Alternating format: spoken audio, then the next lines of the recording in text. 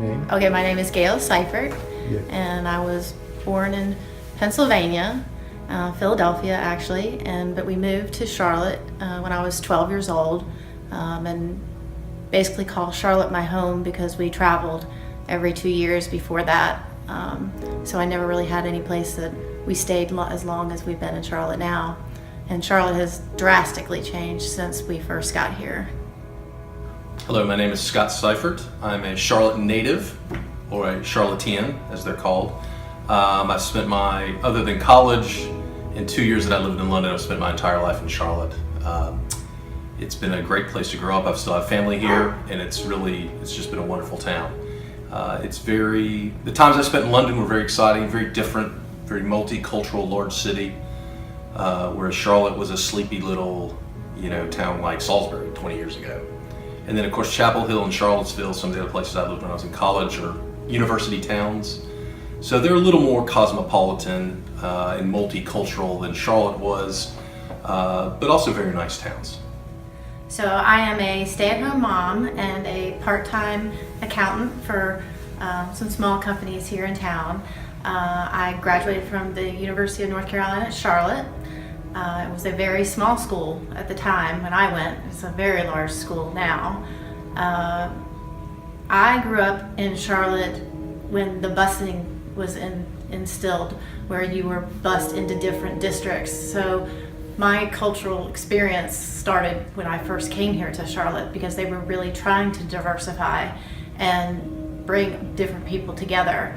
It was a hard transition because I walked to school when I was in other towns, but in Charlotte I had to ride buses for an hour and a half every morning and every afternoon. And University of Charlotte was very different because there were a lot of different people from all over, but it was a small environment, so it wasn't as big as it is today. I'm a business lawyer here in Charlotte at a firm called Moore & Van Allen. In terms of college, I went to the University of North Carolina and the London School of Economics. I spent a year also working in London. And London, for me, was very different than Charlotte. It was a very large, multicultural city. We had friends, the students were all over from Europe. There were many from the United States. There were almost none from the South.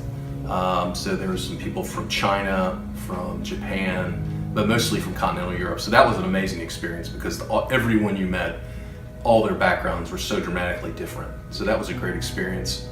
And much different than the way Charlotte was, where I grew up in the 1970s and 80s, which was very sort of a homogenous culture of white Presbyterians and Protestants and African Americans, but that was largely it. So this was a very dramatic, different experience for me, both in college, but especially going to the London School of Economics.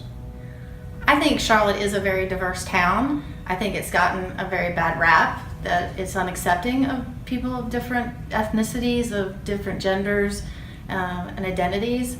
I have found that most people, that when you bring them together, they get to meet each other and they understand each other, but they do need to come across cultures. You can't just live in your own little hub of this town. You need to actually bring everybody together.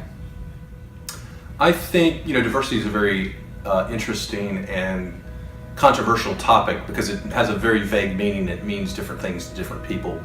It's interesting, Charlotte has a lot of different ethnicities, and we sort of call that diversity, but on the other hand, people tend to live in their own silos. If you're in one community in Charlotte, you associate with people in that community, and if you're in a different community, it's you associate with people in that community. And I think the challenge for diversity to be impactful is for these communities to interact with each other, whether through art or music or through other or social events, because otherwise you have different ethnicities and different people with backgrounds, but they don't interact.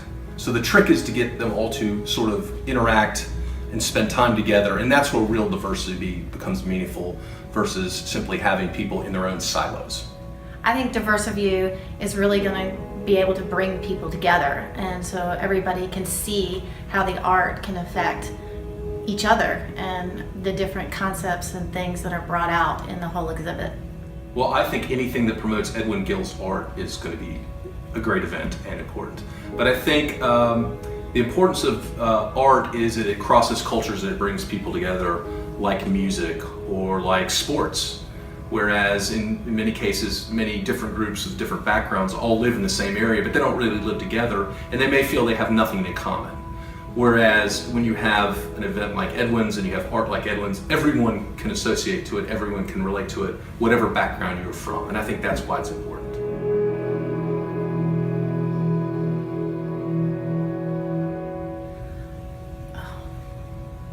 That blue.